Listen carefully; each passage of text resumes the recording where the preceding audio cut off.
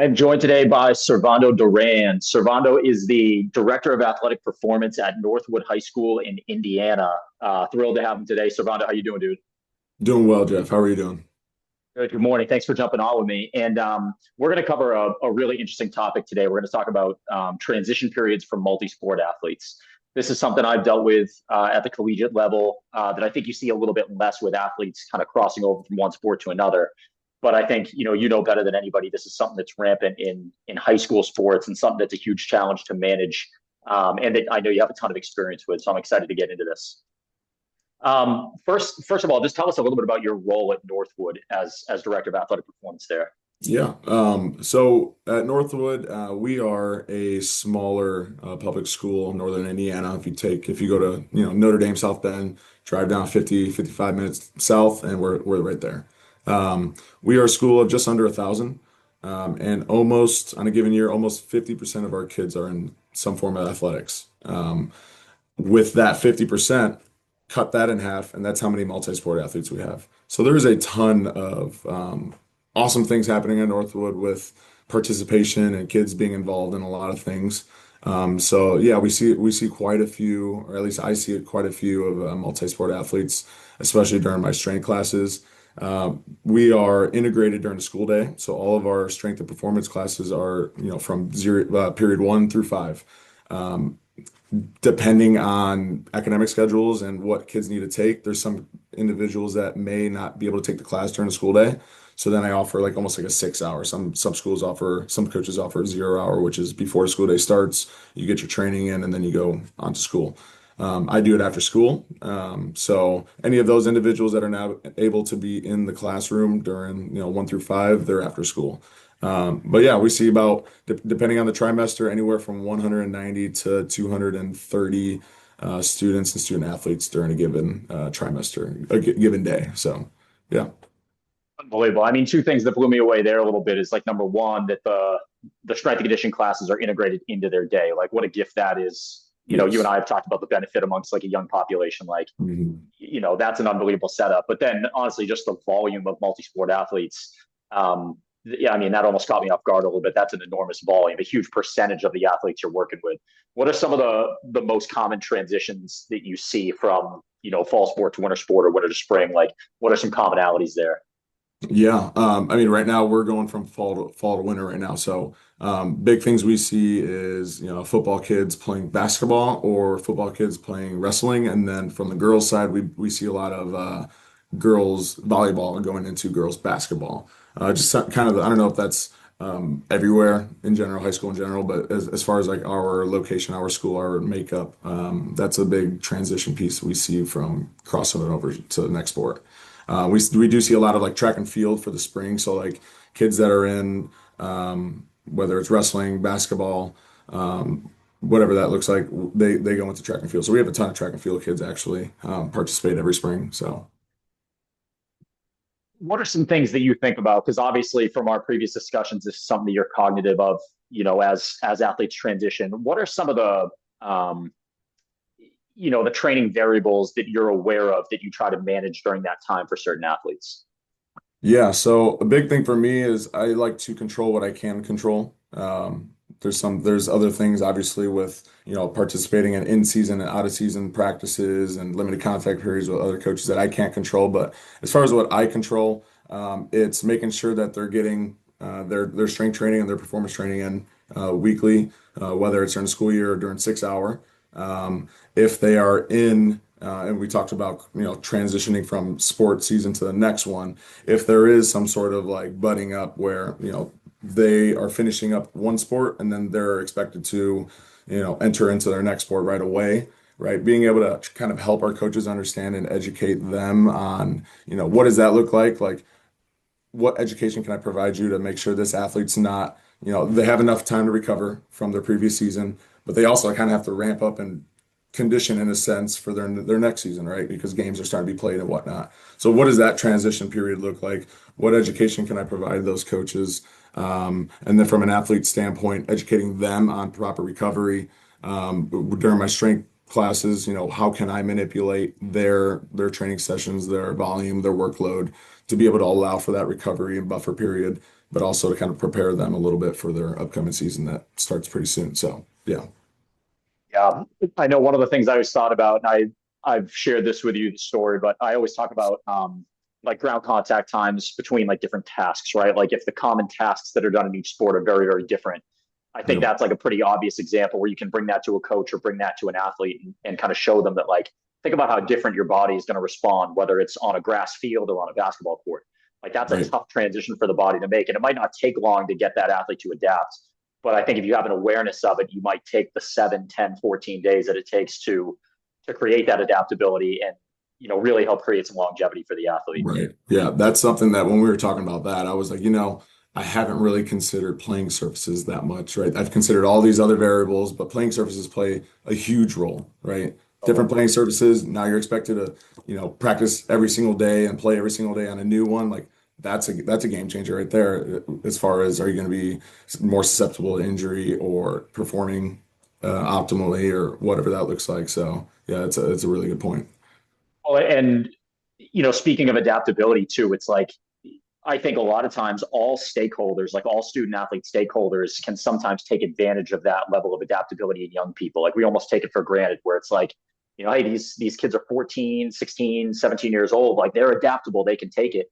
Um, and it's just not always the case, especially if you're dealing with multiple transitions, right? Fall to winter, winter to spring. It's like the volume is high Right. for these kids.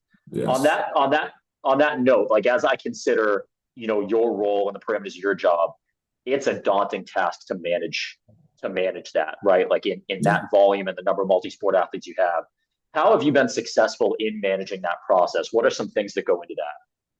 Yeah, I think obviously, my experience, my expertise, just, the places I've worked at, the kind of positions I've held, I've been forced to kind of been able to figure out how to manage those daunting situations where I have so many variables going on. I have so many, the volume of kids coming through or athletes coming through. But I think it starts with the support from administration, whether it's my principal, my athletic director. Um, Admin in general, being able to have that trust in my expertise and what my perspectives and opinions and experiences bring to the table. That's first and foremost, and that's something that I'm truly blessed that I have that here. So I think from top down, having that administration support, believing in me as a strength coach, leading their kids, and then from there being able to work and collaborate with our coaches. Interesting. I mean, kind of similar to other places, but we have so many coaches that are in the building during the school day as teachers, right? There's only so many.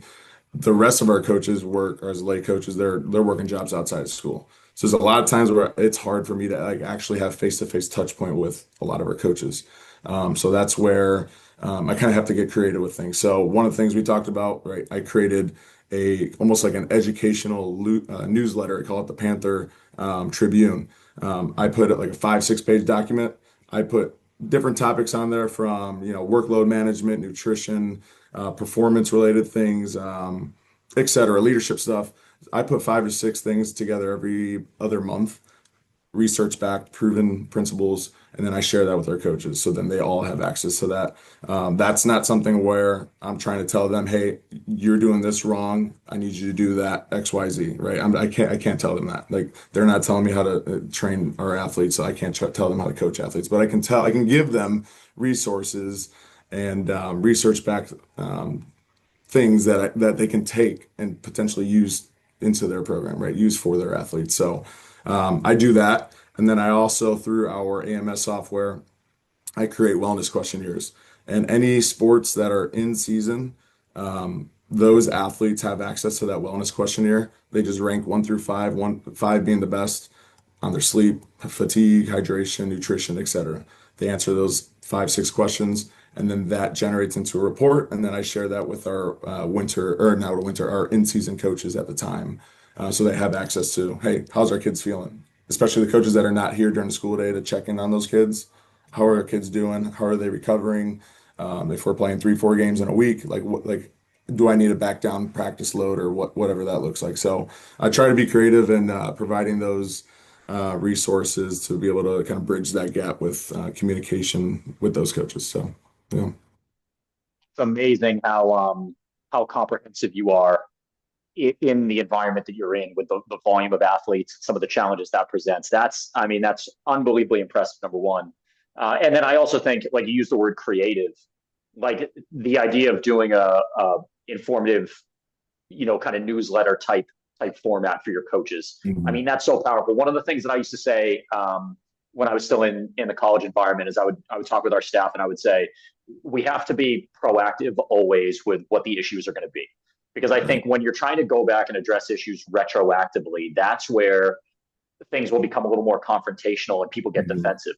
We as Yeah. coaches can get defensive, sport coaches can get defensive, because now you're trying to deal with an issue that's already happened. Right. But when you're highly proactive about anticipating what these issues might be, in this case, like the side effects of transitioning athletes, Mhm. that's a really important thing. The idea of like being proactive. Yeah, absolutely. I think a big part of my role too is kind of helping prevent those conflicts, right? With education, with making sure athletes are not overtraining because of how much they're demanded of on a day-to-day basis, right? With school, education, homework, studying, sports.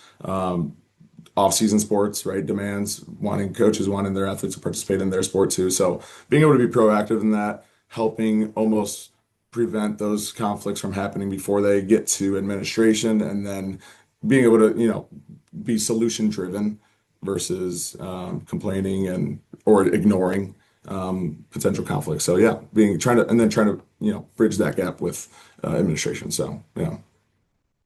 Let me ask you this too. I think this is true of all aspects of performance, right? It's like we would love to live in a world that everything goes well all the time. Yeah. I think some of the best coaches I've been around are the ones that recognize that that's not the case, and it's more about what do Mhm. I do when things don't go my way. Right. What are some of the negative consequences you've seen of not managing these transitioning periods well? Like, what are some of the negative side effects that can come Yeah, about? I think I mean, everything's about the kid, everything's about the athlete. What's best for the athlete. So I think when we see those things happening, um, at least in my experience, you see, athletes that are, burnt out, right? So let's just say fall sport, right? Let's just say they're in three sports in that entire year. Maybe they're in club sport, right? So let's just say they went through fall sport, demanded a lot from school, from athletics, and then now they're starting to get burnt out mentally, physically.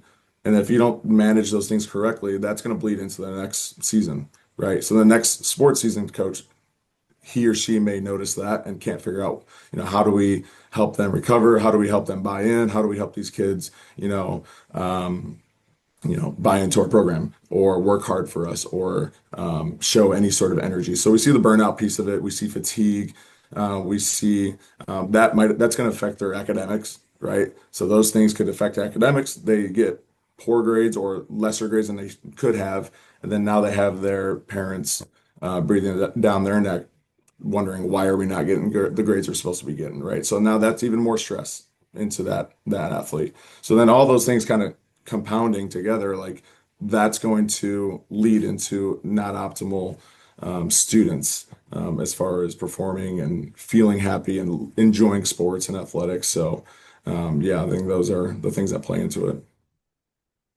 That's really good stuff. And it's funny, like two things there. I kind of think about two branches. It's like number one, like physiologically, you almost kind of touched on like chronic low level fatigue, right? Where it's like when we're just, constantly in this work environment, it's going to be so rare that we're in like an optimal state to perform. Right. So Right. like that's one component of it. But then kind of it's like, the more emotional component, I think about like joy and competition, right? Like I think sometimes these athletes are so busy that it can almost become like robotic in what they're doing, Yeah. as opposed to like having a joyfulness about the sport and also like the competition that comes with that. Like Right. sometimes I find that's missing as well. Yeah. Um, No, there's definitely kids where, they've come through, they've been great 2 to 3 years. And then now that they're, athletically more advanced and they're able to participate in varsity sports and whatnot, and all those demands, like you see them kind of start to break down. And there's, it's tough when you see that because you can't really reverse, all of that. So Yeah, unbelievable. This has been a great short chat that I know we could do much longer on. yeah, It's a really important topic because listen, it's like you know the higher up you go in competition level, the less athletes there are. Right? There's less right. pros. There's a little more Yeah. college athletes. A whole lot of high school athletes. You got to make sure we take care of their gifts at a young age. Mhm. So you're obviously crushing it. We're lucky to have people like you, coaching those athletes, and I can't thank you enough for the time. Awesome. Thank you, Jeff. Appreciate you. All right, thanks, Fondo.